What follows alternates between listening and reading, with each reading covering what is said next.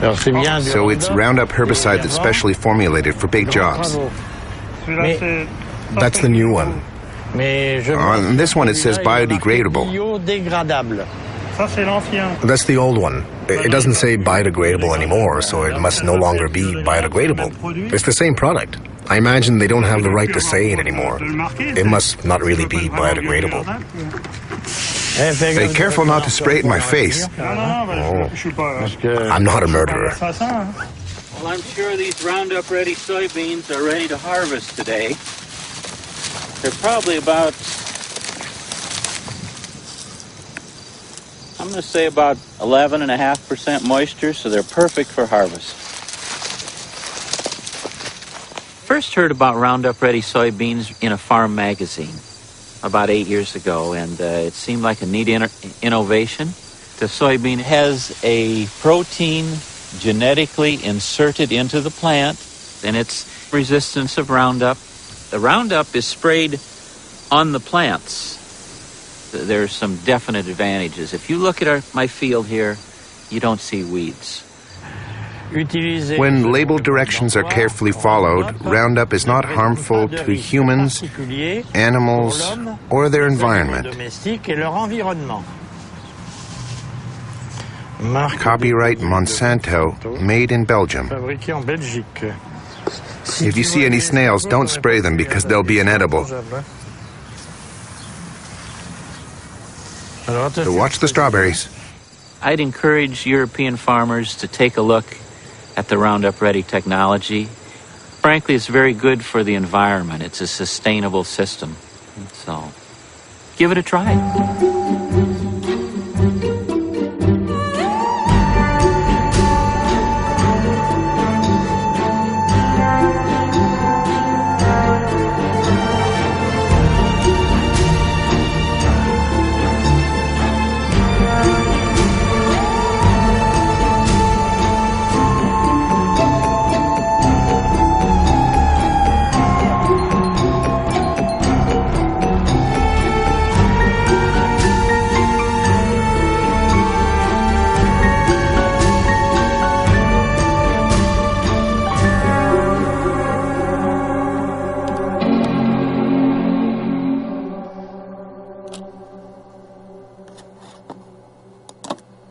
Monsanto. For 20 years I've traveled the globe, and everywhere I've heard about this American multinational. But what I've heard hasn't always been positive. Wanting to know more, I surfed the web for months to put the pieces of the puzzle together. On its website, Monsanto positions itself as an agricultural company that aims to help farmers produce healthier food while reducing agriculture's impact on our environment.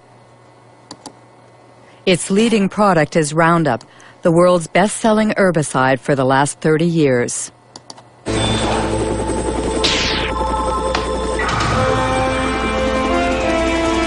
One shot, all it takes for weeds, Roundup.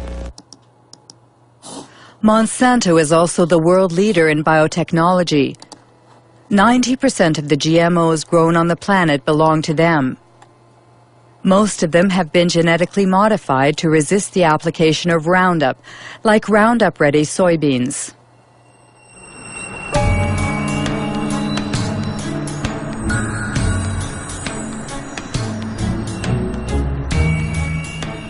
Monsanto's GMOs have invaded the planet, but no ag industry product in history has ever incited as much controversy and passion.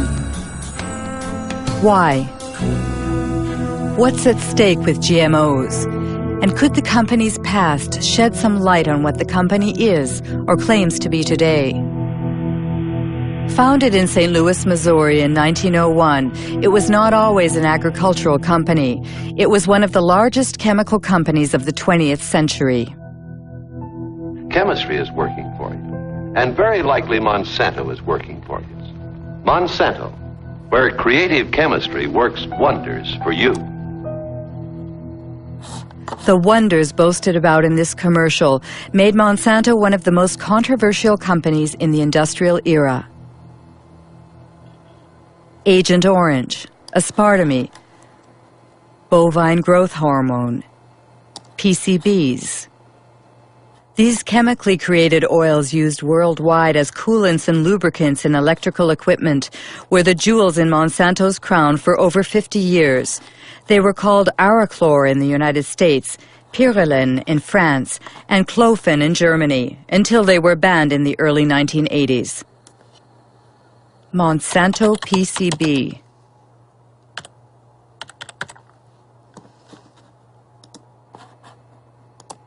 A Washington Post article from 2002. Monsanto hid decades of pollution. It happened in Anniston, Alabama.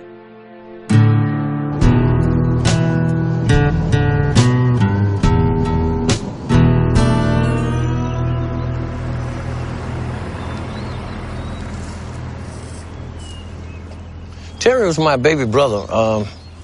He died in 1971 from a cancer of the brains, or a tumor of the brains, cancer of the lungs, and hurries of the heart. He was 16.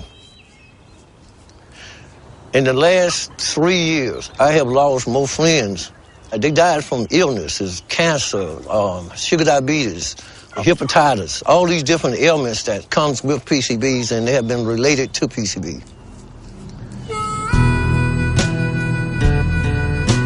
This is Monsanto Road.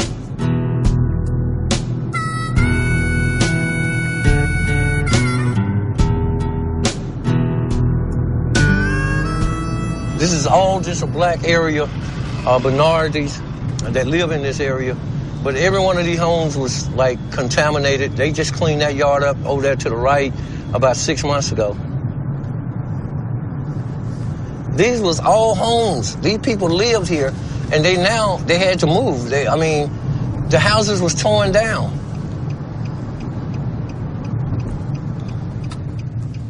My brother fell dead right around the house. This is the house I was raised in.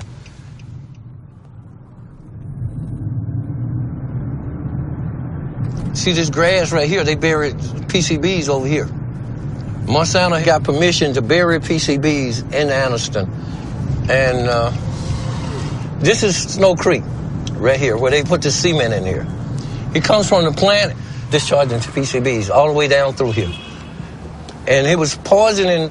They never told anybody, but they told the state. The state didn't tell us.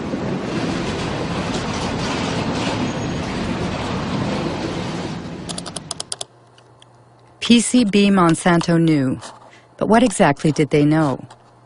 An environmental organization in Washington, D.C., headed by Ken Cook, has put internal Monsanto files online. Most of them are classified confidential.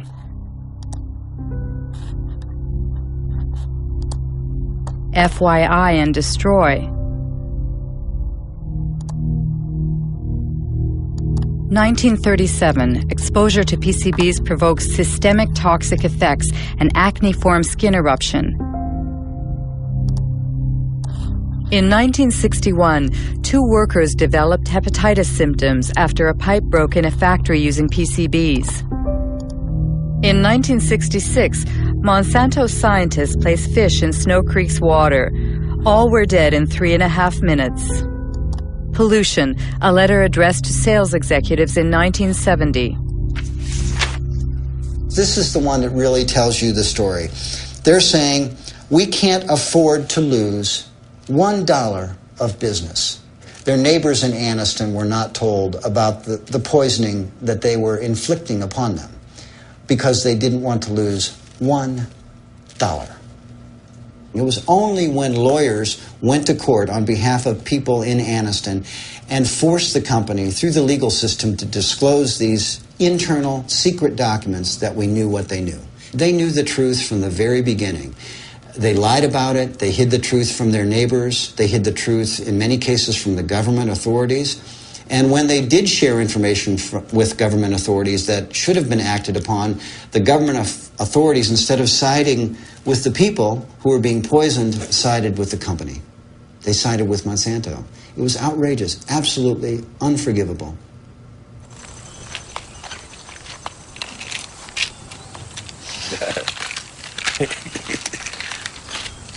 Oh, these are all your medicines? Yeah. Well, no, that ain't all of it. I got some more here. How much you have in you? 63.8 in the blood. In the blood. If they took a fatty biopsy of him now, he probably would top the scales of about 3,000 or 4,000 parts per billion or more. And which is the level acceptable? I mean, acceptable is 2 part per billion. That's standard all around the world. But these people, we have more in our bloods and in our body than actually anywhere else in the world. It's usual here to speak about his PCB level. We all talks about it because it became a household word now. Kids used to run up to me, Mr. Baker, I got tested. I had 3 parts per billion in my blood. How long do you think I got? That's a horrible story. But what do scientists think about it? On the web, you can find numerous articles concerning the effects of PCBs on human health. David Carpenter is one of the most qualified specialists in the field. He carried out the testing for the Anniston residents. We all have PCBs in our bodies. The polar bears and the penguins have PCBs. And what has happened is in the past, there were a few sites where PCBs were released, but over time, they've gone into the air, they've gone into the water, they've transported, so the whole world is now contaminated with PCBs. The issue is that many diseases are caused by PCB exposure. The one everyone knows about is cancer.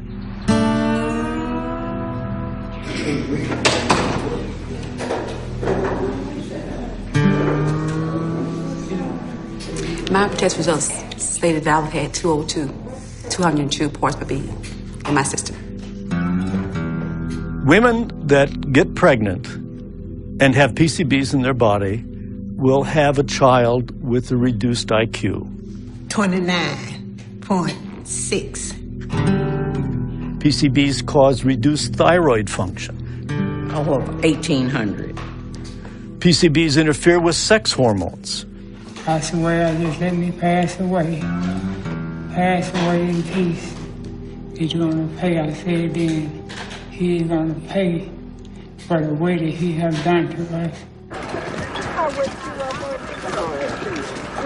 In 2001, 20,000 Anniston residents filed 2 lawsuits against Monsanto. Monsanto and its subsidiary Solutia settled by paying $700 million to compensate the victims, to clean up the site, and to build a specialized hospital. But no Monsanto executive was ever sued. To do justice. Under American law, in most instances, it's very rare for executives or officials in these companies to be held criminally responsible. So we have the civil system, the civil courts. We make them pay. And the truth of the matter is, in most instances, the price these companies pay decades later is a fraction of their profits. And this is why it pays to keep these problems secret. And it makes you wonder what they might be keeping secret now. I have to say, we would never trust a company like Monsanto to tell the truth about a pollution problem or about a product. We would never trust them. Ken Cook says we would never trust a company like Monsanto. So what about Roundup, the world's favorite herbicide used by gardeners and farmers alike? What is it exactly? It's the brand name Monsanto gave to glyphosate, a so-called non-selective or total herbicide, because it destroys all plants. First sold in 1974, it owes its great success to Monsanto's unwavering claims that it is biodegradable and good for the environment. Voici Roundup, le premier désherbant biodégradable. Il détruit les mauvaises herbes de l'intérieur jusqu'aux racines et ne pollue ni la terre ni l'os de Rex. Roundup, le désherbant qui donne envie de désherber. Roundup biodegradable. Ken Cook was right. The company was found guilty of false advertising. Twice. The first time was in New York in 1996. And the second was in France just last year. The judges found that the wording biodegradable, leaves the soil clean and respects the environment were false advertising. Especially since, according to tests performed by Monsanto itself, Only 2% of the product had broken down after 28 days. That's why Monsanto recently removed the word biodegradable from its containers. But that's not all. Many scientific studies have shown that Roundup is highly toxic. For example, Roundup provokes cell division dysfunction, a study by Professor Robert Bellet.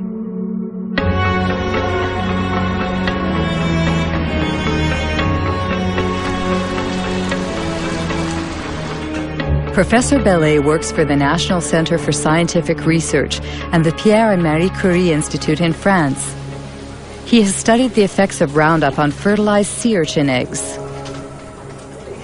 The big surprise was that Roundup has an effect on cell division. We saw very quickly that Roundup affected a key process in cell division. Not the cell division mechanisms themselves, but those which control cell division. You have to understand how cells become cancerous. In the beginning, all cells are benign, and then at a certain point, modifications take place in the cells that make them unstable from a genetic point of view. This is the first malfunction that we observed with Roundup. It is for that reason that we consider that Roundup provokes the first stages that lead to cancer. We're careful not to say it provokes cancer, because we won't see the cancers develop for 30 or 40 years.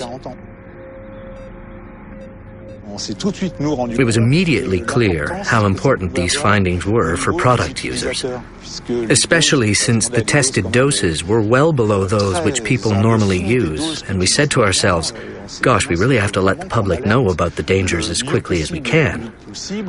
And I thought the best way to do that was to talk to my administration. But there, I was shocked, very, very shocked, because I was ordered, not to communicate our findings due to the GMO question lurking in the background. What an incredible account. Roundup's toxicity was hidden to protect the development of GMOs. So let's go back to the creation of GMOs. According to Monsanto's site, Roundup-ready soybeans, introduced in 1996, were the first bioengineered crop to be approved in the United States. Farmers using these seeds belong to the American Soybean Association, whose address is on Monsanto's site. John Hoffman is its vice president and an ardent biotechnology advocate. In the spring, I will go out and spray one pass of Roundup to burn down the weeds that are growing in the early spring. And about 6 or 7 weeks later, I'll spray a second pass of Roundup. And that controls the weeds for the year. Before we had Roundup technology, this field would have had weeds. We would have had to walk through and pull the excess weeds by hand. It was labor intensive. So the Roundup Ready system saves me time and it saves me money. It seems Monsanto's new wonder has what it takes to entice farmers. But how does it work? How can the soybean plants survive being sprayed with Roundup? This is a soybean cell. The core of this cell contains its DNA, in which the bean's genetic structure is encoded. In order to create its GMOs, Monsanto breaks the species barrier using a Roundup-resistant gene harvested from a bacterium. This gene is placed on microscopic particles of gold, which are fired into the soybean cells with a gene gun. The gene penetrates the DNA and creates a protein, making the plant resistant to Roundup. When the herbicide is sprayed on the crop, it kills all the weeds, leaving the soybean plants intact. One must admit that the process is an incredible technological feat. But these soybeans engineered to withstand such a powerful herbicide are destined for our dinner plates. They must have been thoroughly tested before being put on the market. Who was the Secretary of Agriculture at the time? Dan Glickman, Bill Clinton's Ag Secretary from 1995 to 2000.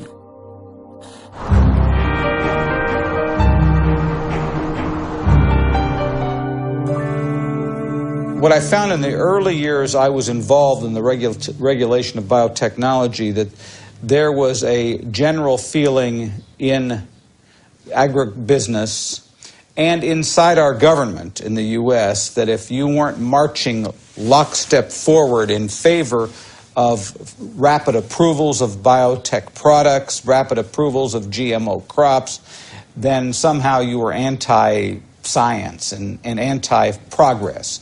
Well, I think that, frankly, there were a lot of folks in industrial agriculture who didn't want as much analysis as probably we should have had because they had made a huge amount of investments in the product. I mean, I think that, and certainly when I became secretary, given the fact that I was in charge of the department regulating agriculture, I had a lot of pressure on me not to push the issue too far, so to speak.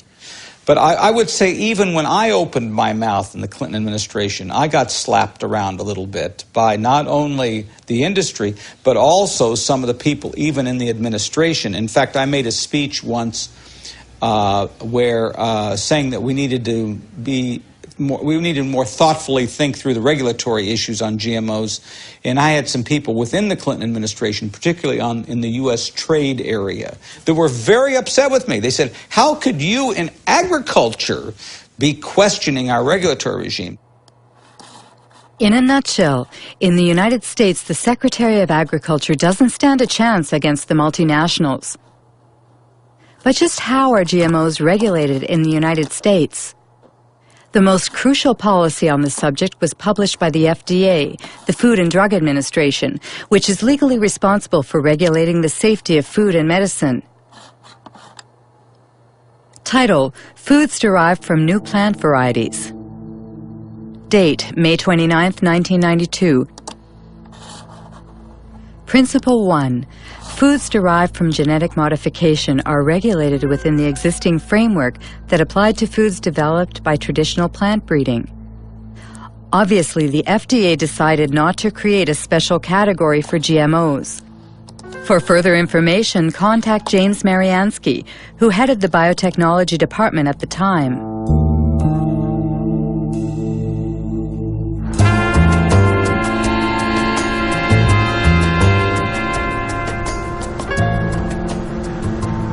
Basically, the government had taken a decision that it would not create new laws, that it felt there were already sufficient laws in place that had enough authority for the agencies to deal with new technologies. That means the White House asked the agency to write a policy where GMO should not be submitted to a specific regulatory regime? But it's not based on scientific data. It's a political decision? Yes, it was a political decision. It was a very broad decision that didn't apply to just foods. It applied to all products of biotechnology. Unbelievable. James Mariansky admits that GMO regulation was based on politics rather than science. How exactly did they justify their decision? Principle 2.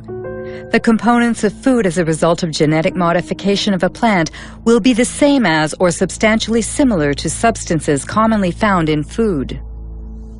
In other words, the FDA considers that a genetically modified plant is equivalent to its conventional counterpart.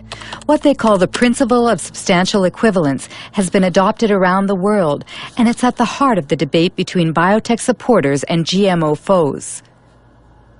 How could the FDA decide that a GMO crop is the same as a conventional plant? What we do know is that the genes that are being introduced currently, to date, using biotechnology, produce proteins that are very similar to proteins that we've consumed for many centuries. That's the FDA's official position on the matter, which was toppled by Jeffrey Smith, author of several books on GMOs. Michael Hansen, scientific expert for the Consumers Union of the United States. And writer Jeremy Rifkin, who was the first to denounce the principle of substantial equivalence. The reason why GM crops are here is based on a deception that occurred in the FDA. They said that these foods are not different.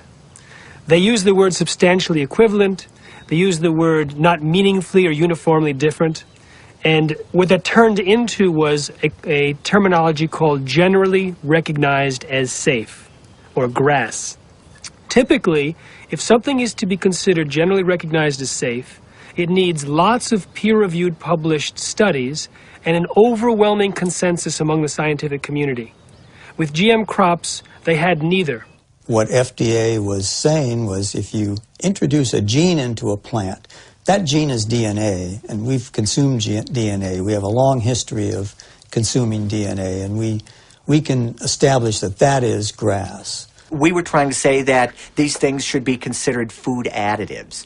When you want to put a new coloring agent in a food, the tiniest bit of coloring agent or a preservative or some other tiny chemical, that's considered a food additive, and you have to go through all these procedures to show that it meets the criterion of reasonable certainty of no harm. But when you genetically engineer a food which can cause untold differences in that plant, they don't require anything. Here in Washington, if you were to have an evening and go out and get a drink at one of the local haunts where all the lobbyists hang out, everybody would laugh about this. They all know this was a joke, this substantial equivalency. This was simply a way to paper over the need for these companies, especially Monsanto, to move their products into the environment quickly with the least amount of government interference.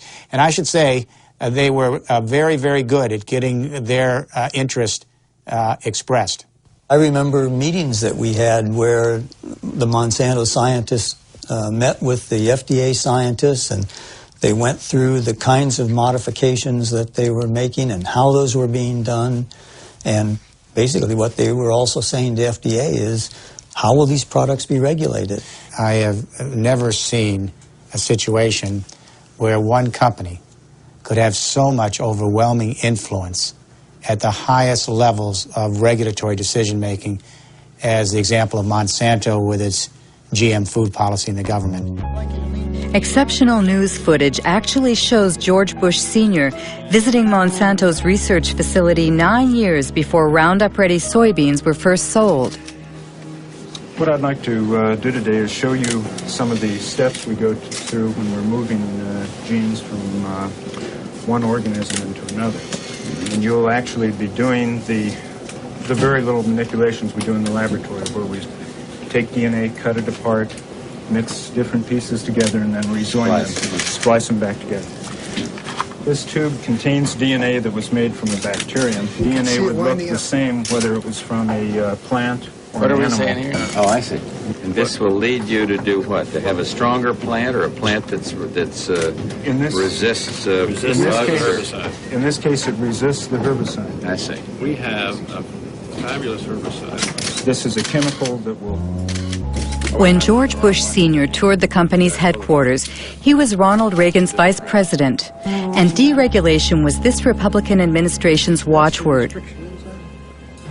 The intention was to boost industry by eliminating what White House hardliners called bureaucratic hurdles, like health and environmental safety testing, which were Monsanto's key problems.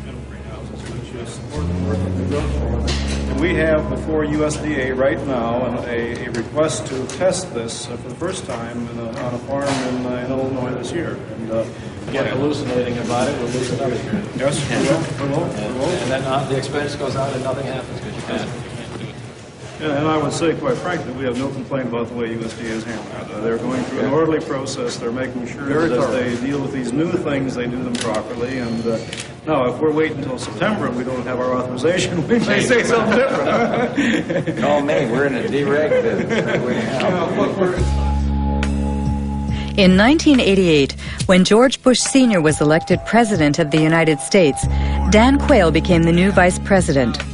4 years later, he announced the American policy concerning GMOs, drafted just as Monsanto had wanted. We are taking this step as part of the President's Regulatory Relief Initiative, now in its second phase. The United States is already the world leader in biotechnology, and we want to keep it that way. In 1991 alone, it was a $4 billion industry. It should reach at least $50 billion by the year 2000, as long as we resist the spread of unnecessary regulation. Do you think it was really a conspiracy? A conspiracy is a strong word. From a corporate standpoint, it was a brilliantly executed takeover. Early on, a gentleman by the name of Michael Taylor became the deputy administrator of the Food and Drug Administration right at the time that they were about to set out their policy. Who is Michael Taylor? On the internet, only a single image remains of the man who once wielded his power so discreetly. Today he heads a foundation called Resources for the Future.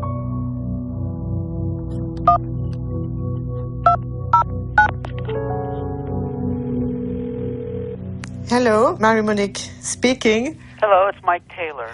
My questions are about your role. I mean, when you were working at the FDA, before being hired by the FDA, you worked as an attorney for Monsanto during 7 years, didn't you? Well, I was a partner in a law firm of which Monsanto was a client, and I worked on some Monsanto matters, yes. And apparently, if I understood well what I read, the FDA created a new position for you, Deputy Commissioner for Policy? Well, because there was a special need at that time at the FDA because of the new GMOs? It had nothing to do with GMOs. Nothing at all to do with GMOs. I wasn't the author of these policies, but that's just false. He moved over to the FDA in July of 1991. Up until that time, he was at a law firm called King & Spalding. His personal clients included not only Monsanto, but the International Food Biotechnology Council. And he had drafted for them a proposal for how they would like to see genetically engineered foods regulated. And if you look at the proposal that was written for IFBC, that was Michael Taylor's, with the final one that was published, it looks very, very similar. So if he didn't write it, it looks like somebody took what he wrote and changed it slightly for the policy.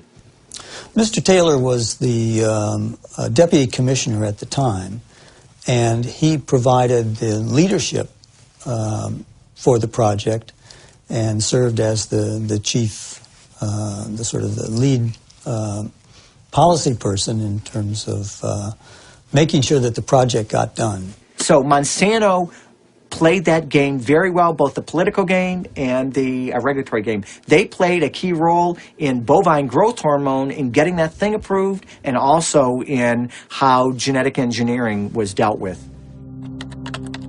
Michael Hansen has just mentioned bovine growth hormone. What's that? It's a transgenic hormone that's injected into cows, increasing dairy production by 20%. It would be an understatement to say that it had critics. The hormone threatens our health. Deadly poison. Manipulation. Called RBGH for recombinant bovine growth hormone, Monsanto began selling it to dairy farmers in 1994 under the brand name Posilac.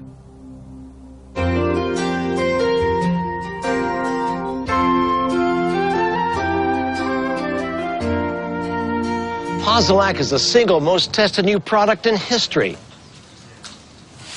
You'll soon see the dramatic results Posilac can offer you.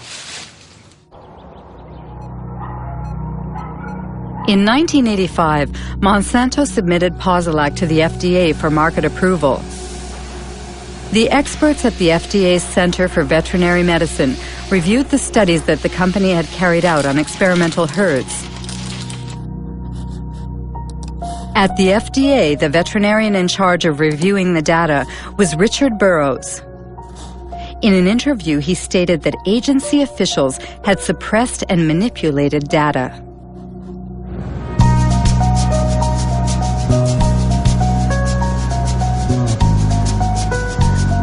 The data that they came in with lacked a lot of insight into the dairy industry. They didn't ask crucial questions about these diseases, and that is mastitis, which is infection of the mammary gland, and reproductive problems. So when the first data came in and that was missing, I said, all right, guys, you need to go back and get information. So that set it back probably 2 or 3 years. Did you warn the FDA about your concerns? They pretty much just sidetracked me. They pulled in, my boss pulled in other people that were closer to him, and I saw less and less of the data. Even the things I had asked for to be done, I didn't, like the mastitis studies, I never really got to see a lot of that because they figured, well, if you're in the way, we'll get you out of the way. So they sidetracked me. Eventually I was fired. One day I was escorted to the door and told that was it. I was done. Have you been threatened? Yes, mainly by the lawyers for Monsanto, because when I was going for my appeal, they told my lawyer that if I went in and revealed any company secrets in my defense, that they would sue me. In the end, the FDA was forced to reinstate this conscientious veterinarian. He eventually resigned, disheartened. On the internet, there's also talk about files that were stolen from the FDA and sent to Dr. Samuel Epstein, who heads the Cancer Prevention Coalition.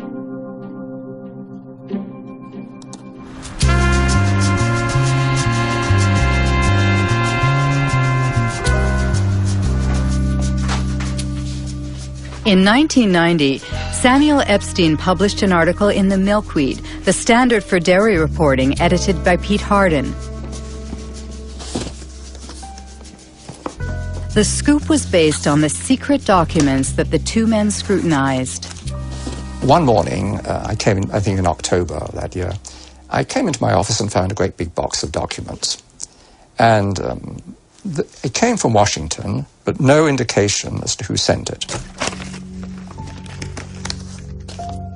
This was a box of files of all Monsanto records which had been submitted to the FDA on the veterinary tests in the preceding 6 years or so. Well, this was great fun. Many of these documents are original documents, and as it says here, company confidential. It contains confidential information which may not be reproduced, revealed to unauthorized persons, or sent outside the company without proper authorization.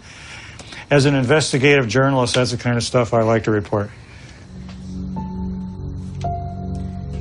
Revealing this information made Monsanto and FDA very, very angry, because what we were able to establish is that there were dramatic physiological changes in the animals that received the shot, the hormone shots, compared to their control group peers.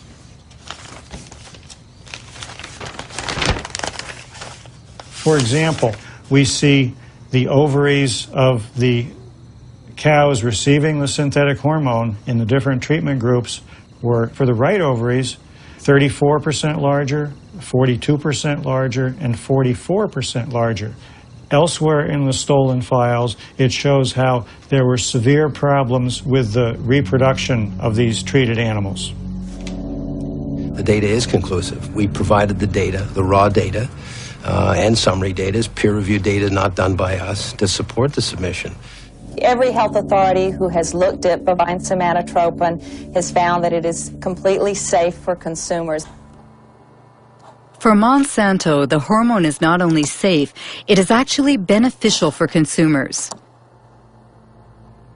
Because the chemical composition of the milk is not altered as a result of Posilac, the manufacturing and taste properties do not change. It's untrue or a lie, whatever adjective you want to use. It's a very different product. It's a very, very different product in many, many ways. First of all, as there's a high incidence of mastitis in the cows, there'll be pus in the milk. And then you'd find antibiotics given to the cows to treat the mastitis. So a wide range of antibiotics would be in the milk. Apart from that, and very, very importantly, very substantial increases in levels of IGF-1, or insulin-like growth factor 1. There have been a series of studies, somewhere in the region of 60, relating increased levels of IGF-1 and breast, colon, and prostate cancers. Absolutely incredible. Are there other countries that have approved RBGH? Apparently, the hormone was banned in Europe and Canada. Canada? That's strange because Health Canada usually models its decisions on the FDA's. RBGH, scandal at Health Canada. Monsanto accused of attempt to bribe Health Canada for RBGH. Margaret Hayden, I swear that the evidence I shall give on this examination... In October 1998, 3 scientists from Health Canada testified before a Senate commission in order to stop the approval of the transgenic hormone. The scandal was made public by whistleblower Dr. Shiv Chopra. Shall be the truth, the whole truth, and nothing but the truth. So help me God. My question to myself was, what truth am I going to tell? The one I know or what the minister is telling me to tell? And that was my conflict. I would ask each one of you, have any one of you been lobbied by Monsanto? Any one of you? Dr. Hayden?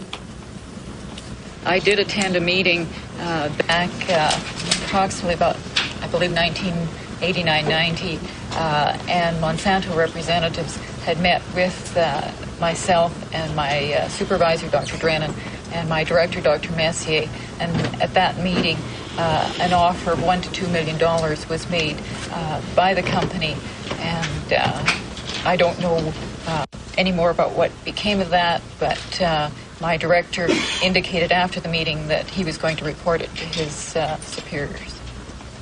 How did Monsanto react? Well, Monsanto did not deny that they made the offer of $1 to $2 million at this meeting. They later on tried to say, oh, this was an offer of research in Canada to do some more studies in cows in Canada or whatever. So anyway, that's what happened in Canada. The drug was not approved. So the European Parliament, based on what revelations in Canada, banned it forever. And then all of a sudden, we 3, Margaret Hayden, Gerard Lambert, and I, were dismissed for disobedience. And we fired. All 3 of us were fired, and those fights are now in courts. Bovine growth hormone! The United States Congress also opened an investigation at the request of RBGH opponents who oppose the ban on labeling milk as RBGH-free. Interestingly enough, the investigation was never completed. Purchases of milk surpluses. Bovine growth hormone, BGH, is a test of consumer acceptance of genetic engineering. In the garbage. In the garbage! The cow hormone drug was simply the first major application of biotechnology to food production, and Monsanto is a very powerful corporation with many, many linkages to top-level persons in government. I think the prevailing ethic at the federal government was biotechnology is so important that we can't let a few little questions about cow safety or human safety get in the way. The reason the FDA approved it is it appeared to be that there was a lot of people that used to work had key positions that had worked for Monsanto, came over to the FDA and managed to get the FDA to approve it. It's revolving doors that move up. It's kind of like a double helix, a spiral. Revolving door? Yes, revolving door. The revolving door is not just in agriculture. It tends to be in many, many areas. Donald Rumsfeld was the CEO of Searle, which was a Monsanto subsidiary. The former U.S. Trade Ambassador, Mickey Cantor, ended up on Monsanto's board. Supreme Court Judge Clarence Thomas used to work for Monsanto. Monsanto revolving doors. The state of affairs in 1999 includes Linda Fisher moves from the Environmental Protection Agency to Monsanto, Michael Friedman from the FDA to Monsanto, Marcia Hale and Josh King from the White House to Monsanto, Margaret Miller from Monsanto to the FDA, William Ruckelshaus from the EPA to Monsanto, and let's not forget Michael Taylor, who went back and forth several times. Once your mission carried out by the FDA, you became Monsanto's vice president for public policy. Right. So there is no conflict of interest for you. No, and again, the rules are the rules, and I played within the rules. I think in terms of public acceptance, it's been one blunder after another. If you're trying to have a strategy for having the public understand and accept the new technology, having the first application of it be related to milk, which we already have more than we need, it created, it helped create a climate of suspicion. I think the idea that companies are not required in every case of a GMO to submit the product to FDA, such as is required in Europe, I think that from a public confidence, public acceptance standpoint, that's not a sufficient system. I personally have said that Congress should change the law. Congress should create a mandatory notification system that ensures that every product is looked at by FDA and that FDA makes a safety judgment about every product. That's some very compelling testimony. It seems that Michael Taylor has qualms about the policy he signed in 1992. What about the FDA's own scientists? Was there a consensus on the GMO regulations? FDA documents show they ignored GMO safety warnings from their own scientists, written by Steve Drucker.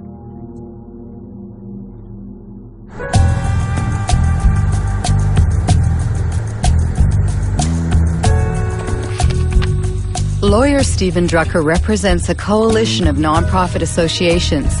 He sued the FDA, forcing it to declassify its internal files on GMOs.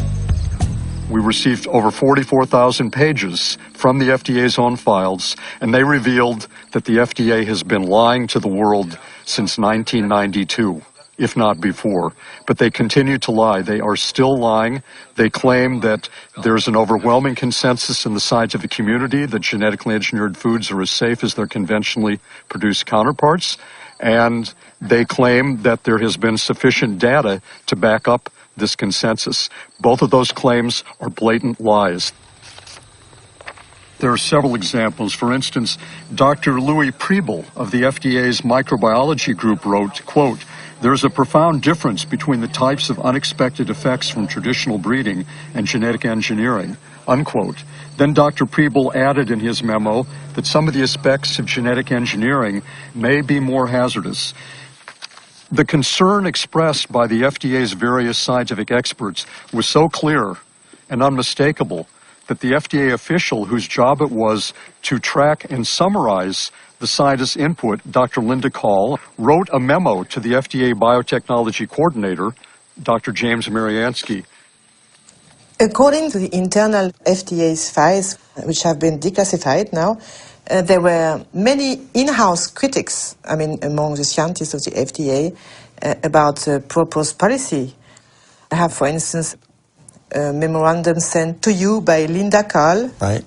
She stated, "The processes of genetic engineering and traditional breeding are different. Traditional breeding are different, and according to the technical experts in the agency, they lead to different risks." Different risks.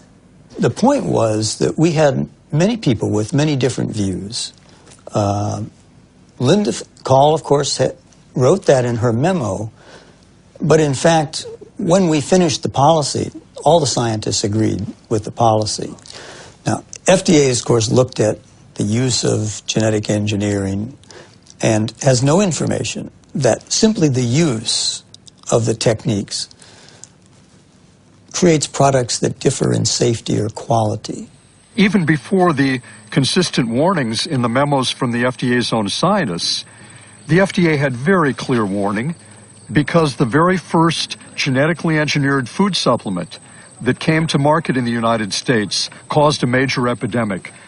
Do you remember what happened in 1989 with L-tryptophan? You remember? Yes. It was a bioengineered amino acid. We know very well what's amino acid and... Right. That killed dozens of people and made hundreds and hundreds sick. It caused an epidemic of an unusual disease called EMS. Right. And how many people died? Right, but we have many... 37, and more than 1,000 people disabled. You remember? I do and remember. You said, according to FDA administrative record, we do not yet know the cause of EMS, nor can we rule out the engineering of the organism. Did you say that I read? Yes. Amazing. James Mariansky can't rule out the possibility that it's the genetic manipulation itself that triggers unexpected side effects. But he did nothing. Have any independent scientists investigated this question, which is crucial for consumers? Arpad Pusztai, world-renowned scientist, lost his job when he warned about GE Foods. 1998.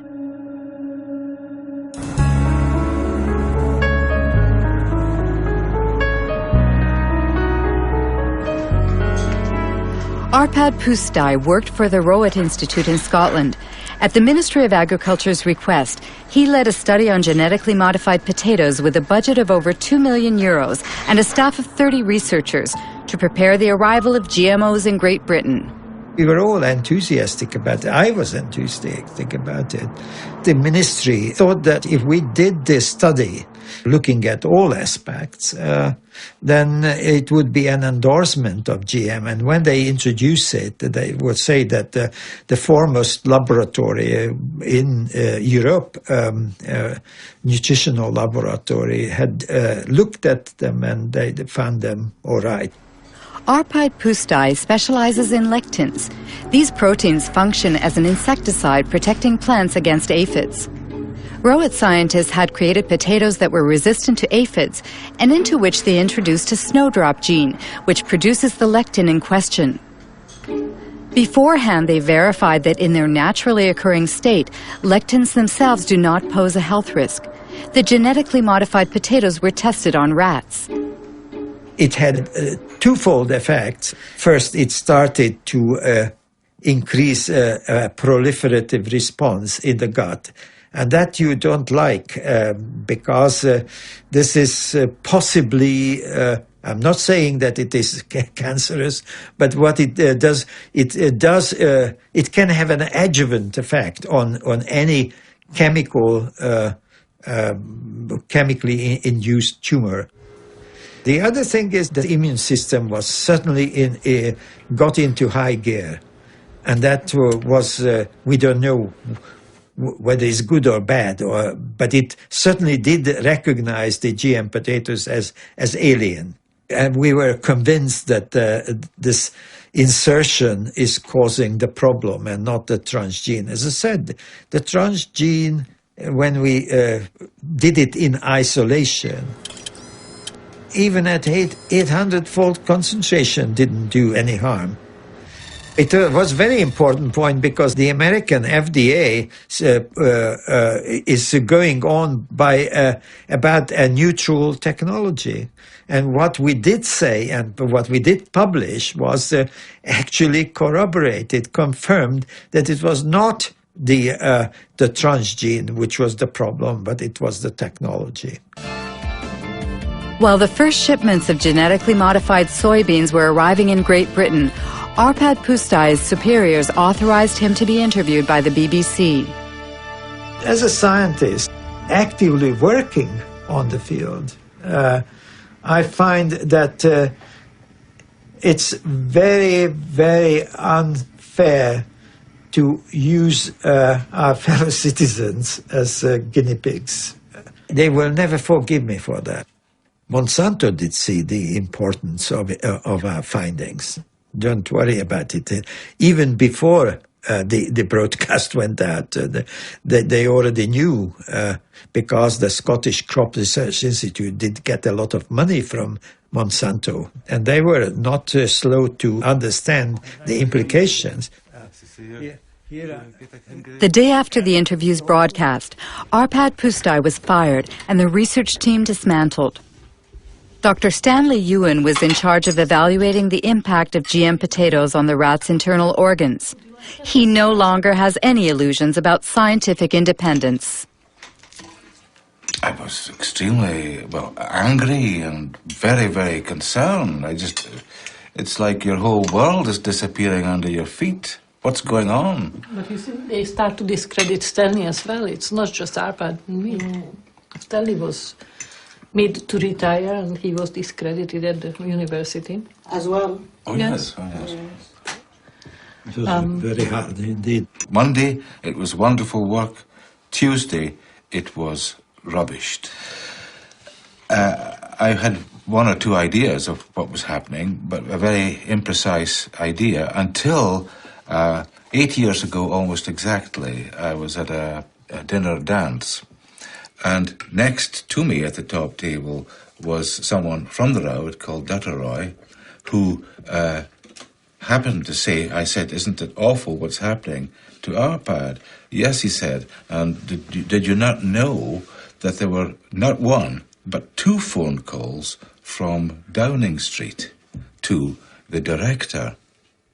And then, of course, I saw clearly what was happening, that this was something sort of supranational, if you like, some pressure being put on Tony Blair's office to stop this work because it was perceived by the Americans to be harming their industrial base, the biotech industry, in other words.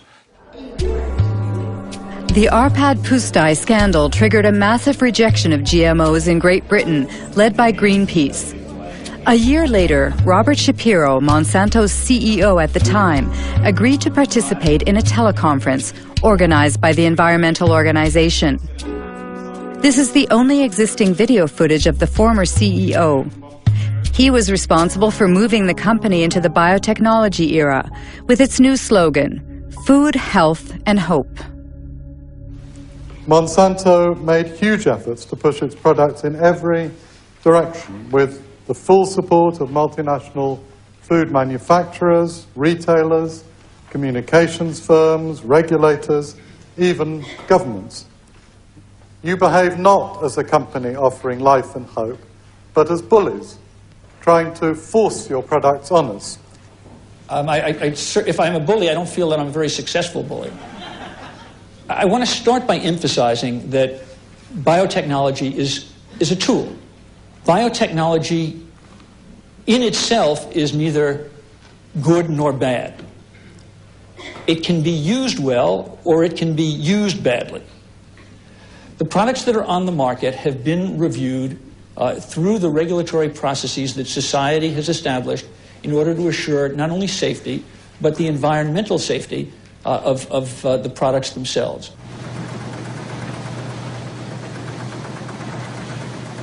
After 10 years on the market, Roundup Ready soybeans account for 90% of all the soybeans grown in the U.S. In fact, 70% of the food in American stores contains bioengineered elements. Unlike Europe, consumers cannot make an informed decision because GM labeling is forbidden, a direct consequence of the principle of substantial equivalence. You know, I've got a soybean in my hand here, and I can eat this soybean. It's very safe, very safe. I think FDA is confident that the soybean, in terms of food safety, is as safe as other varieties of soybean. How is the FDA confident about that? It's based on all the data that the company provided to FDA that was reviewed by FDA scientists. And so it's not in the company's interest to try to design a study in some way that would mask results. How can James Mariansky be so sure? If I type in Monsanto falsified scientific studies, I get 174,000 hits. Among them, a report from the EPA of the United States. Monsanto accused of falsifying studies concerning the carcinogenicity of dioxin.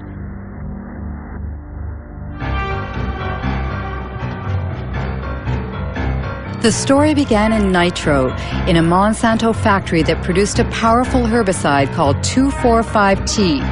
In 1949, an explosion in the factory provoked unexpected side effects. 228 workers developed an extremely disfiguring illness called chloracne. It's caused by dioxin, which is a highly toxic byproduct of 2,4,5-T.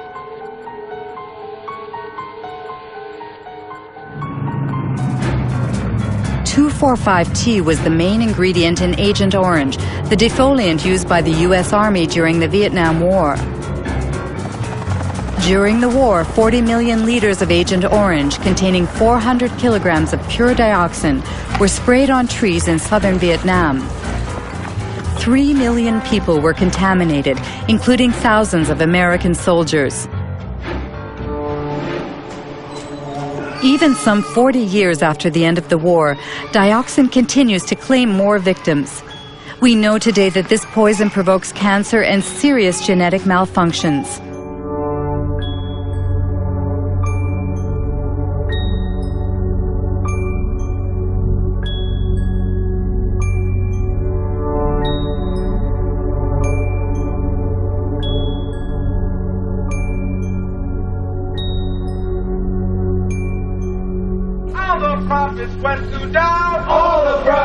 In 1978, while American Vietnam veterans were suing the makers of Agent Orange, Monsanto sponsored studies on the long-term effects of dioxin.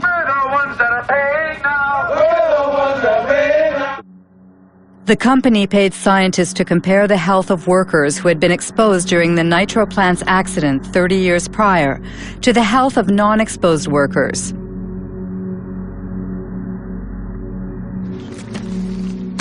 There are two experts on the subject. William Sanjour, who led the Toxic Waste Division of the Environmental Protection Agency, and Gerson Smoger, a lawyer who represents Vietnam veterans.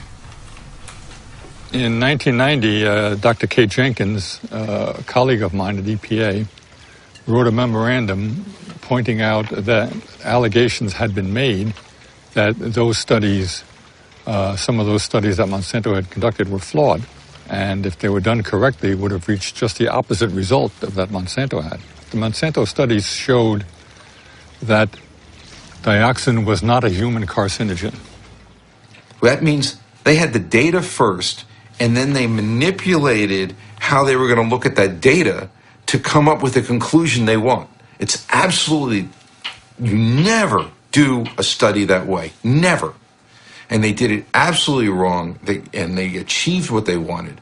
And it came out later that there were people that had cancer that in one of these two studies were listed as being exposed to dioxin, and the same 5 people in another study were listed as not being exposed. When you put all these cancers into the unexposed, then it looked like the unexposed people were getting as much cancer as the exposed, and they said, "But there's no difference. See, they're the same."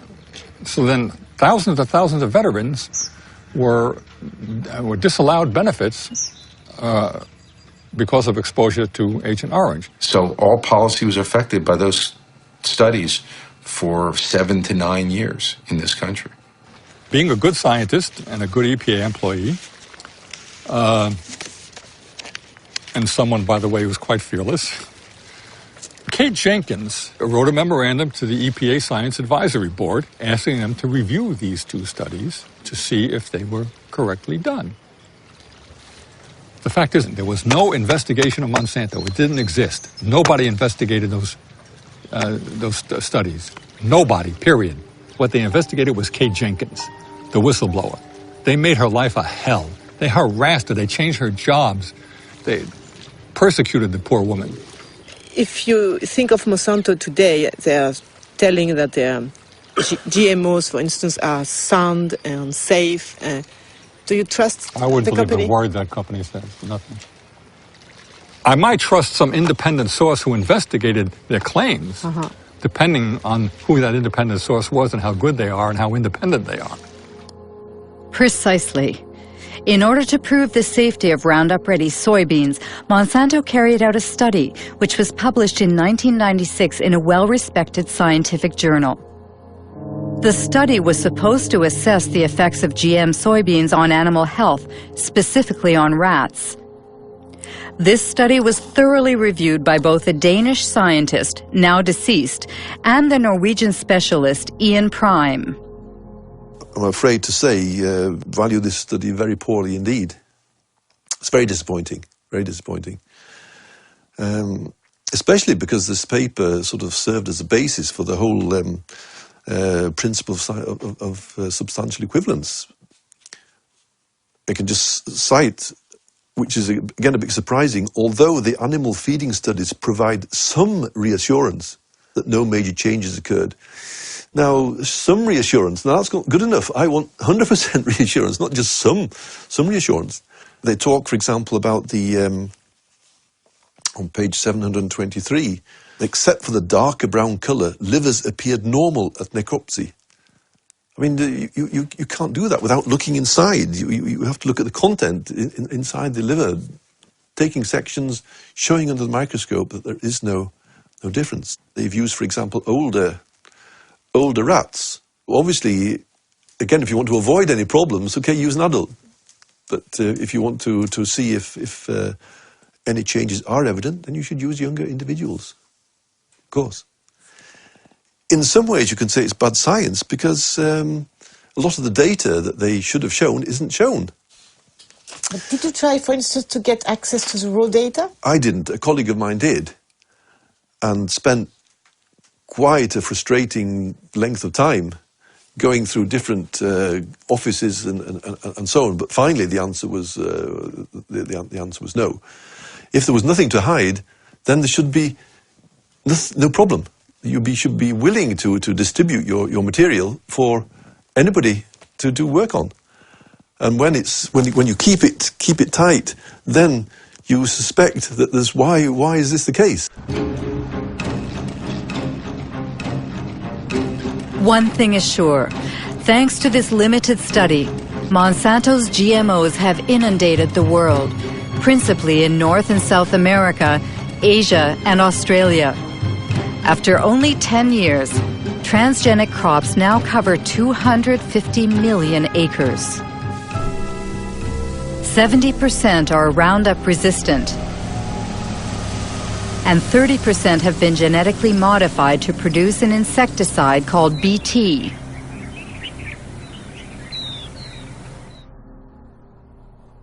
Since 2001, the company has published a yearly document titled The Pledge Report, a kind of ethics statement in which Monsanto tries to justify its business practices. At the heart of the opposition to GMOs is the subject of patents. This is what Monsanto calls their intellectual property, which are supposed to protect their investment. In North America, every farmer who buys bioengineered seeds must sign a technology agreement in which the farmer promises to respect the company's patent on the modified gene. Biotech crops are protected by U.S. patent law, and so I may not in any way save seed to replant the following year. It's something that is a protection for Monsanto, for biotech companies, because they literally invest millions and millions of dollars to produce this new technology. And how can Monsanto know that someone, for instance, replant harvested seeds?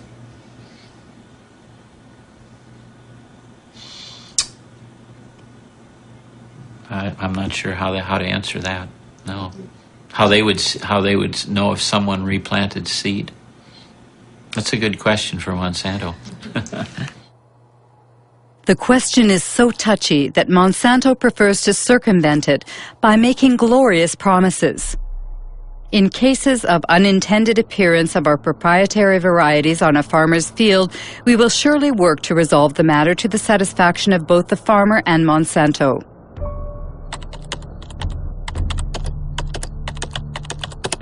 The reality seems much less idyllic. The Center for Food Safety in Washington, D.C. published a study on farmers sued by Monsanto for having not respected its seed patents.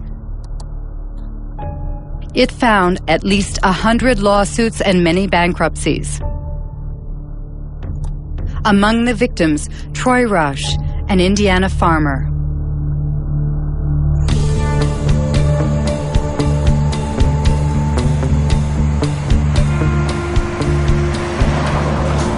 Our story starts back in 1999. A gentleman, and I use that term loosely, showed up at my mother and father's farm, and he claimed to be a private investigator hired by Monsanto. And he was out investigating farmers saving their own seed,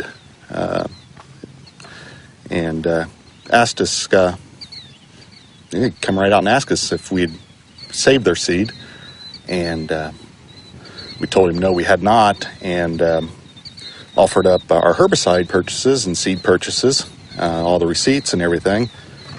Told him where everything was purchased so he could go check it out for himself. He declined that offer, and what occurred is then they sued us. Monsanto filed a lawsuit against myself, my father, and my two brothers. And Monsanto presented us with documents that they claimed were samples taken from our farms. To obtain those samples, Monsanto had to have trespassed upon our land without our permission and stole those samples. That year, I recall we had 492 acres of Roundup Ready soybeans. And they were grown under contract for a company for seed. And the contract was very specific. It spelled out the specific fields, so it wasn't a problem in isolating those fields. Everybody knew it. And why did you settle out of court with Monsanto? Well, after 2.5 years of this, the family was just destroyed. The stress involved in this, I mean, they're in essence threatening 5 generations of work.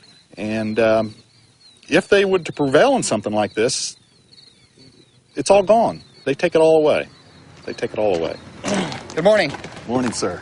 How are you this morning, Troy? I'm well. How are you, David? Still surviving? Good. Troy Roush and David Runyon grow conventional soybeans. They have been victims of the so-called gene police. Created by Monsanto to enforce its law in the fields, the gene police sow fear in rural America, where farmers denounce the totalitarian methods used in a GMO-dominated world. I have some pictures here for you, Troy, I'd like you to look at. Okay. Here's what I have done, Troy, to help prevent re-entry on my farm of anyone coming onto my farm. It was in July of 2003, and they came, it was the latter part of July, they came to my house. It was like 7 p.m. Who came? Monsanto employees.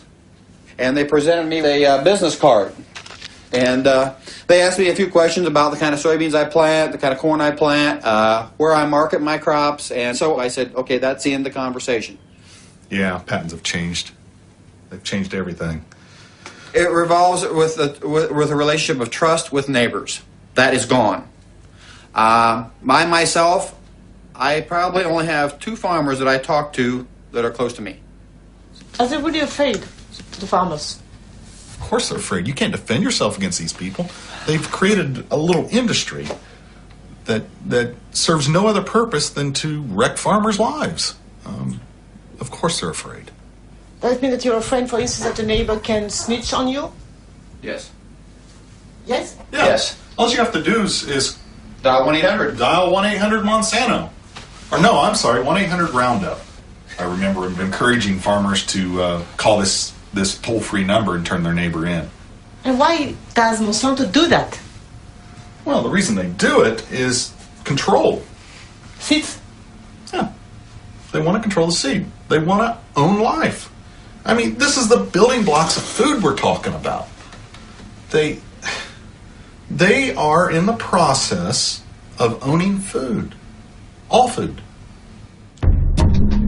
Between 1995 and 2005, Monsanto acquired over 50 seed companies throughout the world. These companies produce corn, cotton, wheat, and soybean, and also seeds for tomatoes, potatoes, and sorghum. Everywhere, people worry about Monsanto's monopoly, which in the long term threatens to wipe out all non-transgenic varieties. Monsanto doesn't agree and speaks only about the benefits of biotechnology, especially in developing countries like India.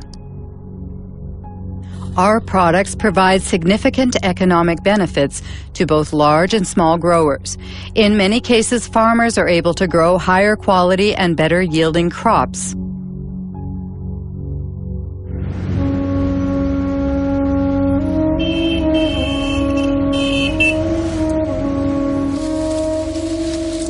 India is the world's third largest cotton producer.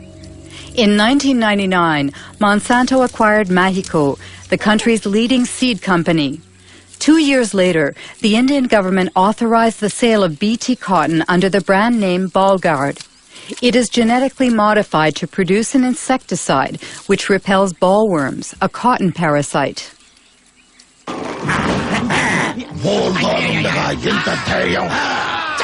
బోల్గాడ్తో రాత్రి పగలు రక్షణ చూశారా బోల్గాడ్ శక్తి యొక్క వాగ్దానం spray తక్కువ లాభం ఎక్కువ బోల్గాడ్ ప్రతి విత్తనాలు కాయదుర్చు పురుగులతో పోరాడే శక్తి. Since 2001, Kiran Sakari and Abdul Gayam have been closely following the transgenic cotton grown by small farmers in the Warangal district. Every year, the two agronomists publish a report comparing bioengineered cotton with conventional cotton in terms of yields and production costs. In 2006, the harvest was ravaged by a disease that affects transgenic cotton. This is a Ballguard field. We can see some of the rhizoctonia affected plants. You see, if you remove the bark of a healthy plant, it won't be like this, like threads. See, it's a classic example of rhizoctonia infestation. The farmers, they have never seen that.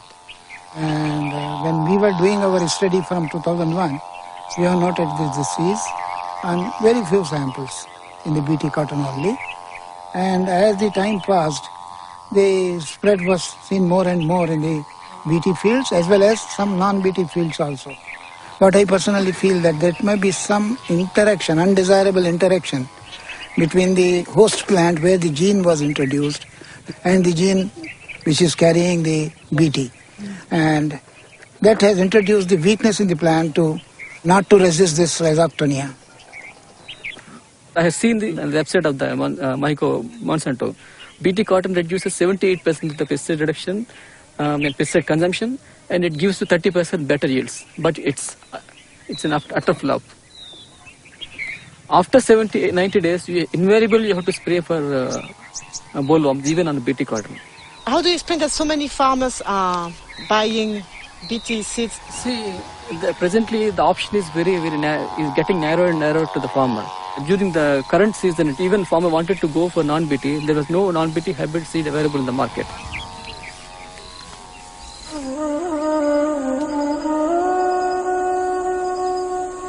Today in India, Monsanto controls nearly all of the cottonseed market, forcing the locals to buy its seeds at prices 4 times higher than conventional varieties.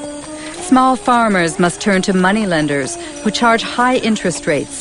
If the harvest is poor, it means bankruptcy, a vicious circle which is decimating Indian villages.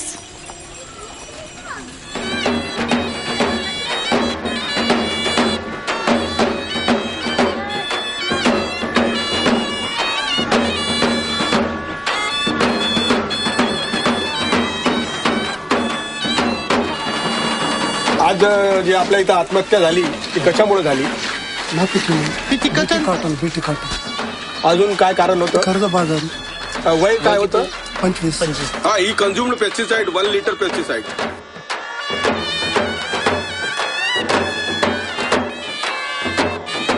पहिला pesticide आहे का? नाही. जगात किती झाली?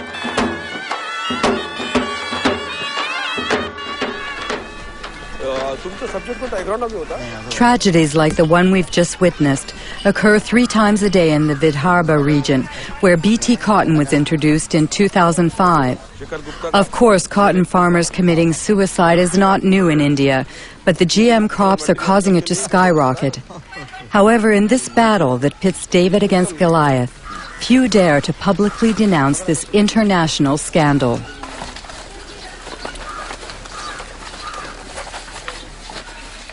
This is Vidarbha's rice growing belt.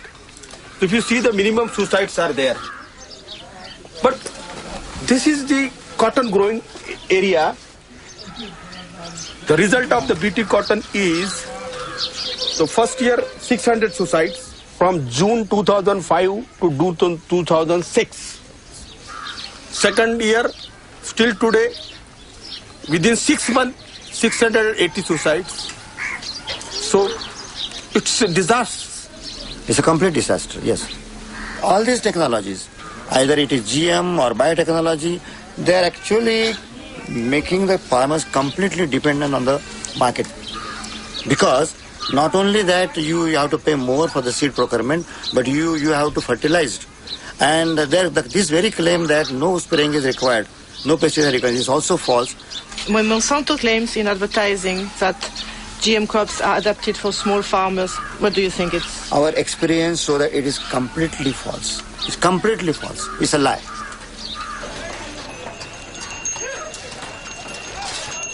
On this day in December of 2006, a revolt was brewing in the largest cotton market in the state of Maharashtra.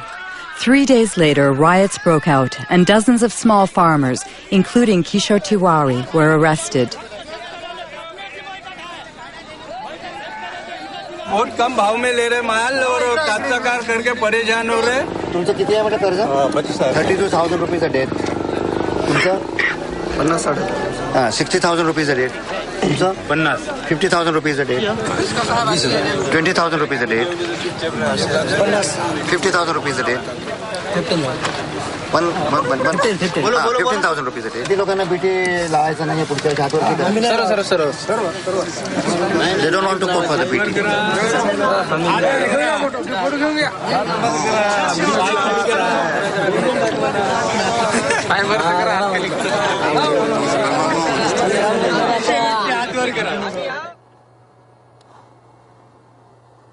Seeds of Suicide is the title of a book by physicist Vandana Shiva. She won the Alternative Nobel Prize and heads the Navdana organization, which aims to conserve traditional seeds.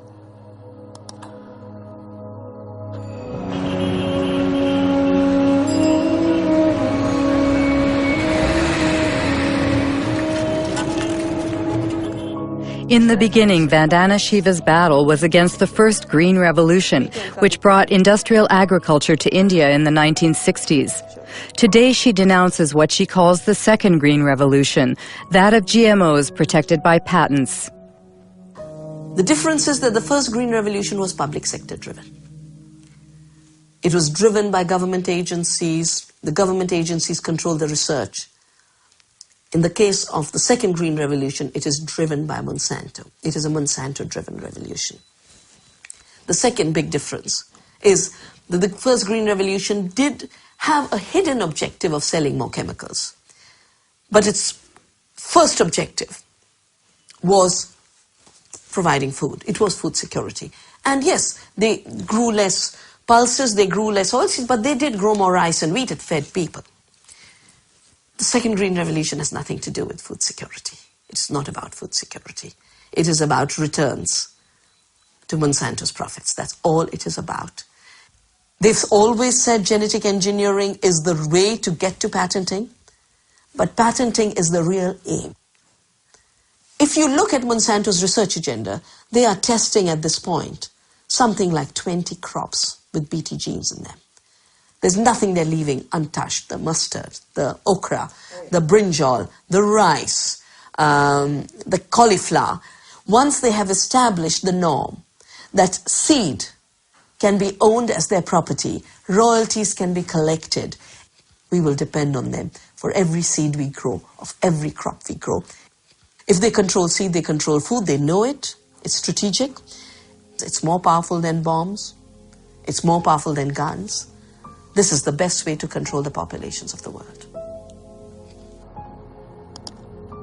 Monsanto responds to Ms. Shiva's persuasive argument by brandishing its pledge: integrity, dialogue, transparency, and sharing. We want to participate constructively in the process by which societies around the world try to develop good answers to those questions. Are the products going to be safe for the environment? How are they going to affect biodiversity? How How are they going to affect other plants and insects and birds? What about outcrossing of genes? What happens if genes do outcross into wild species? To me, that means, among other things, listening carefully and respectfully to all points of view. Despite Robert Shapiro's placid demeanor, he has just touched on a subject that greatly troubles GMO opponents, transgenic contamination, which Monsanto prefers to call an adventitious presence that's part of the natural order. According to a study led by Berkeley professor Dr. Ignacio Chapela, GMOs have already contaminated Mexican corn. But when the scientific journal Nature published the study's findings, it triggered a violent controversy.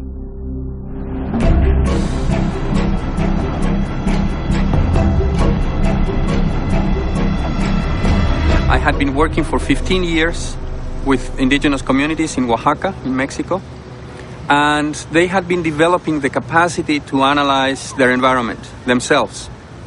One of my students went to try and train people to detect transgenics. We brought with ourselves a positive control. That was a can of corn from the US that we knew was transgenic. And we were looking for a negative control. And we thought the best negative control is going to be corn from the local places, because we all believed that was the cleanest, the most well-preserved source of corn in the world. So the surprise came when we looked at these samples and we discovered that the samples that we all believed would be non-transgenic had already transgenic DNA within them. It was a very big surprise for us to discover that these land races of corn that were kept by people locally and supposedly maintained over 10,000 years had already been reached by transgenic contamination, mostly from the US.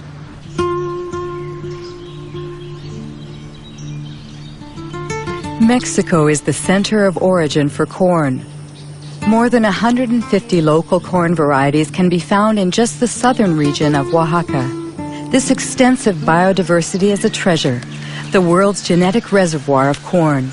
Millions of Mexican farmers have maintained it for thousands of years. This corn is for the family? Yes, only for the family. We use it to make tortillas. This year is a good size, so we'll save it as seed for next year's planting. You don't buy your seeds? No. You exchange them? Yes, it's our ancient barter system.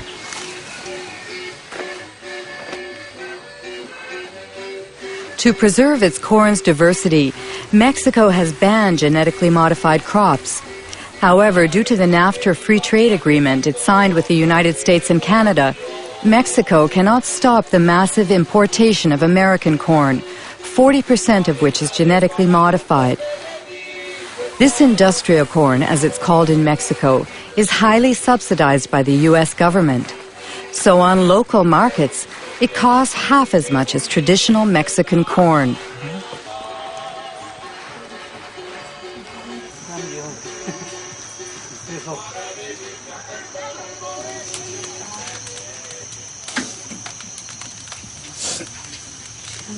Do you always make your tortillas with local corn? Yes. It's natural and has a better yield. Also, it's more nourishing because it comes from pure soil.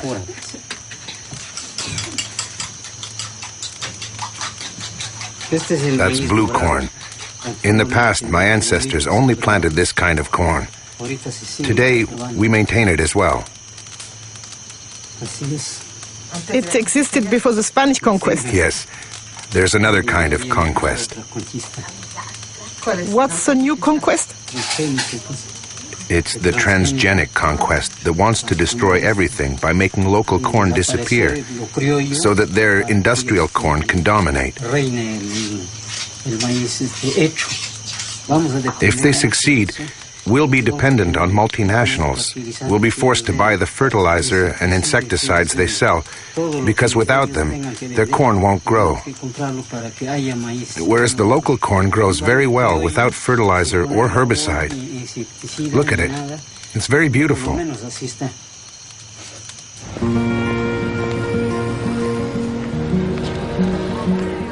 Ignacio Chapela's article provoked a violent reaction in Mexico. Since then, the National Ecology Institute has confirmed the contamination of Mexican corn. Roundup Ready and Bt genes have been found in corn from 5 regions of the country.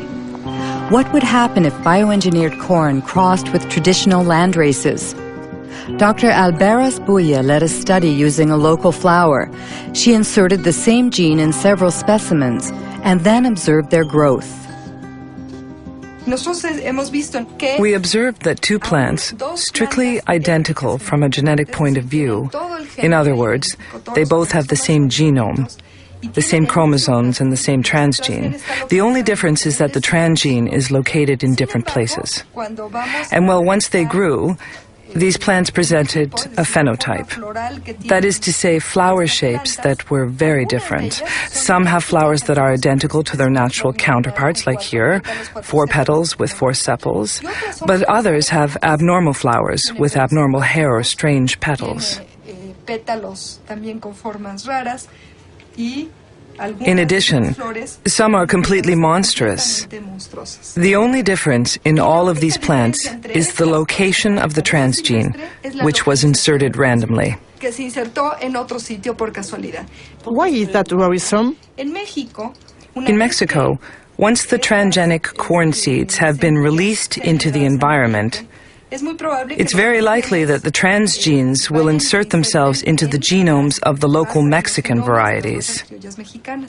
It's an unavoidable phenomenon, because corn plants cross naturally by wind-blown pollen. Given that, we fear that the genetic resources of traditional corn will be uncontrollably affected.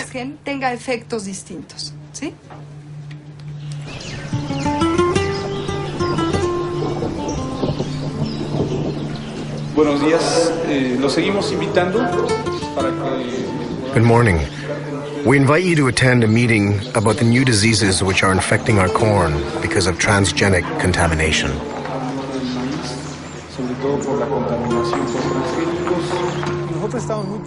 Aldo heads an organization of indigenous people.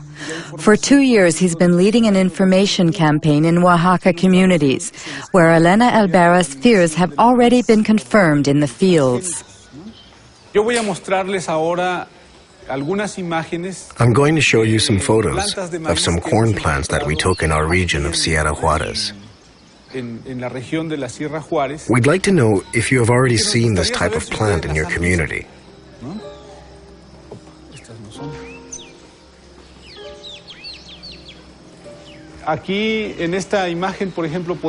You can see that some very strange things are going on. This plant, for example, has a branch here and another one there. Normally, a corn plant is not like that. There is always only 1 ear per leaf. But look here. There are 3 ears coming out of the same leaf. They are really monsters. We sent a plant sample to a biotech lab to see if maybe it contained genetically modified genes. Unfortunately, the test came out positive. Usually, we see these types of plants along the roadside or in people's yards.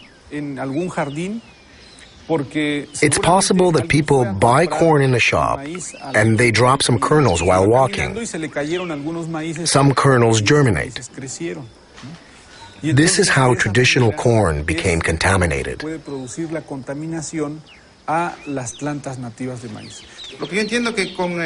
From what you've said, if we don't manage to stop their spread in our fields, soon we'll be forced to buy our corn seed because our own won't work anymore. That's very troubling. What should we do? First of all, if you find a strange plant, you should immediately remove its stamen, because that's where its pollen comes from.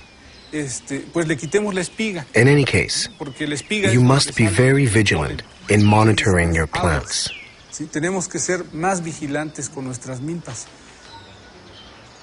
Don't you think it's Monsanto's strategy? What they couldn't achieve legally, they are trying to force through contamination?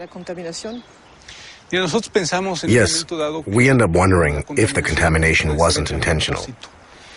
If the center of origin of corn becomes contaminated, the rest of the planet could follow. Contamination only benefits multinationals like Monsanto. How did Monsanto react to Ignacio Chapella's study on Mexican corn contamination? Monsanto's Dirty Tricks campaign against fired Berkeley professor Ignacio Chapella. An article by Jonathan Matthews, who heads GM Watch, a GMO information service based in southern England.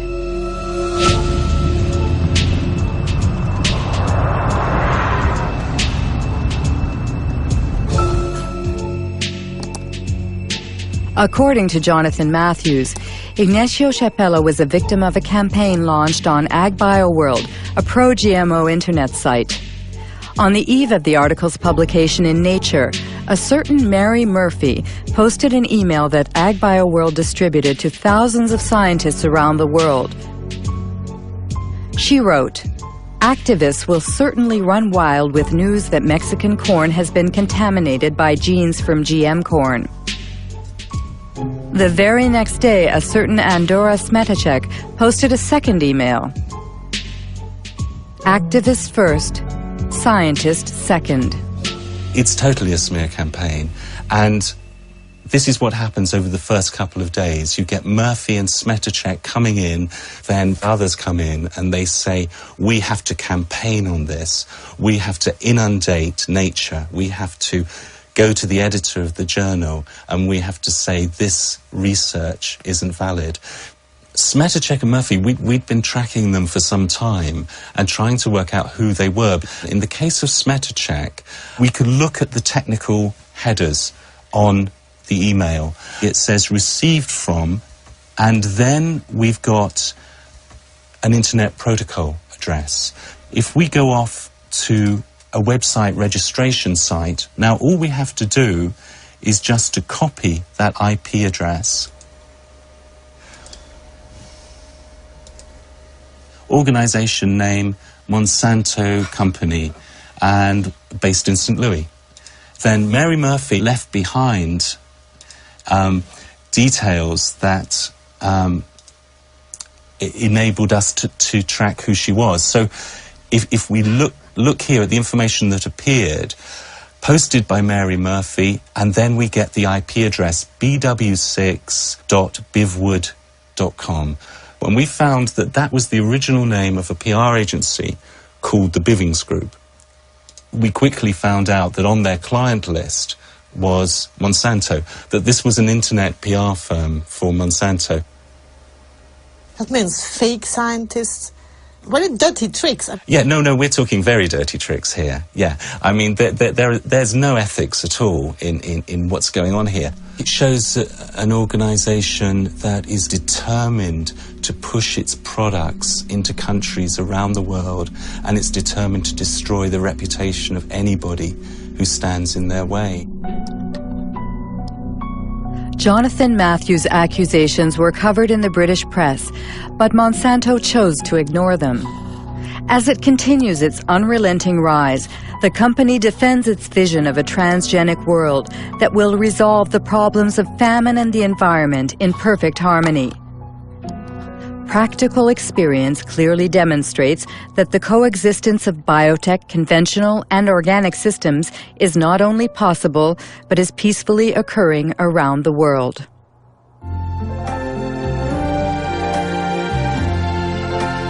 I see trees of green. Imagine mundo que preserve a natureza, o ar, os rios. Onde a gente possa produzir mais com menos agrotóxicos, sem desmatar as florestas. Você pensa num mundo com transgênicos. What a wonderful world.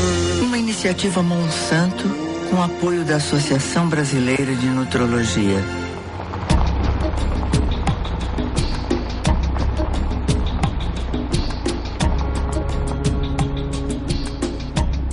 A transgenic world already exists in South America, where 100 million acres of Roundup-ready soybeans were planted in 2007. Their conquest started 10 years ago in Argentina, the only country to have officially authorized transgenic crops. Since then, GMOs have mysteriously spread to neighboring countries, like Brazil and Paraguay seen here. In 2005, Paraguay finally legalized these smuggled crops to save their soybean exports to Europe, where labeling GMOs is obligatory. In reality, for the Ministry of Agriculture, the deed had already been done. We had to authorize GMO seeds because they had already entered our country in a, let's say, unorthodox way. Do you know how transgenic seeds entered the country? Through the black market or smuggling? We don't speak about the black market, but about the blank sack, because these are the seed sacks that have no official markings. Did Monsanto play a role in this seed contraband? It is possible that the company, let's say, promoted its varieties and its seeds, and as I told you, the government had to react after the fact to authorize what was already a reality.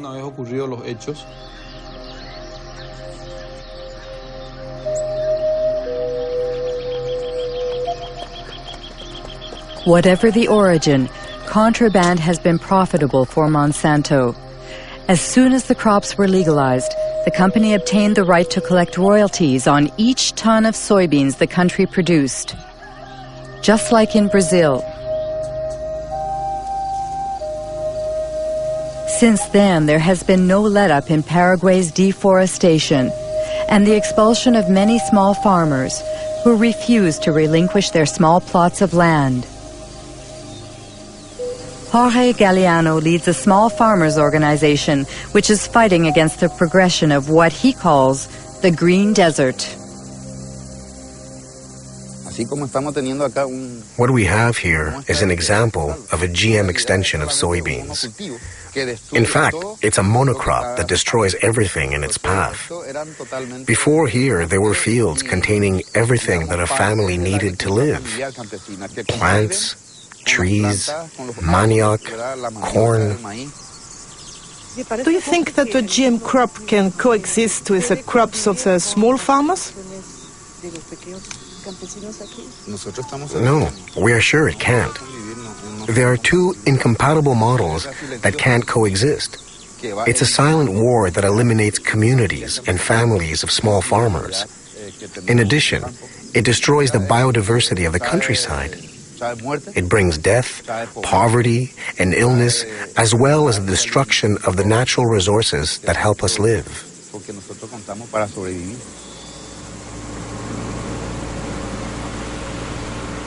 Today, Roundup is sprayed all over Paraguay by plane or mechanical spreaders driven by unprotected farm workers.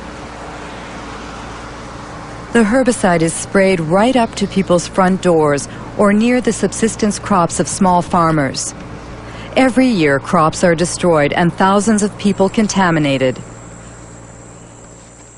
Like this family, which is surrounded by Monsanto's GMOs. The parents are worried about their son Pedro because every day he has to cross the soybean fields to sell his mother's homemade corn tortillas.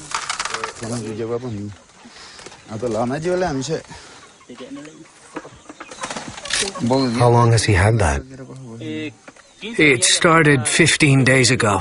It started on his foot and then it spread. That's how it starts.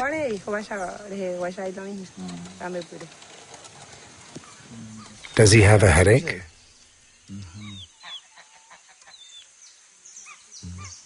Is he eating? Very little. Today he didn't want to eat what I prepared for him. He only drank a little fruit juice. And his brother? He eats better, but it's difficult.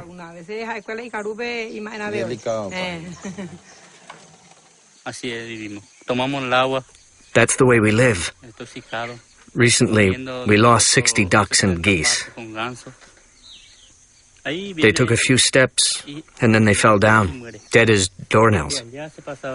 They spray deadly herbicide over there. And when it rains, the water streams down here, and since ducks live in water, that's the result.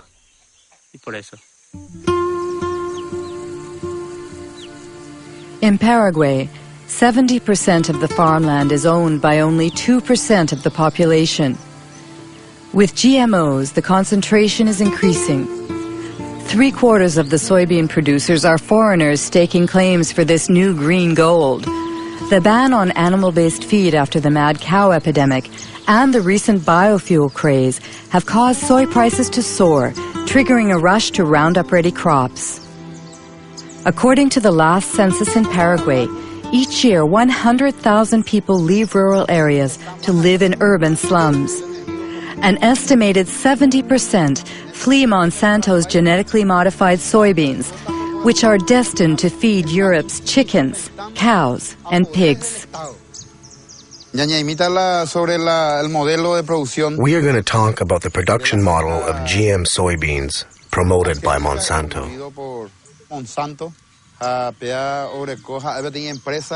It's a true multinational company. It's everywhere in the world. Its objective is to control all of the world's food production through farmerless farming.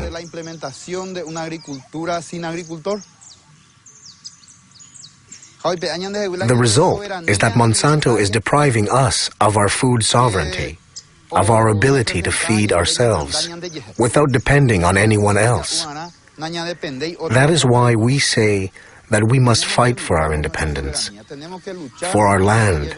We must defend our communities, our families, and our country. In my case, my family lives in the city, but I don't want to go there. In the city, you have to buy everything, even food. Here, whatever we grow is ours. We can eat whatever we want, but in the city, you can't. If you don't have money, you have to search for food in garbage cans. I'd like to add that these families' struggle to survive touches all of us. In 2007, Monsanto employed 18,000 workers in 50 countries. In 2007, its stock prices continue to rise, and its profits have reached $1 billion. Its shareholders include not only pension funds and banks, but also hundreds of thousands of small investors.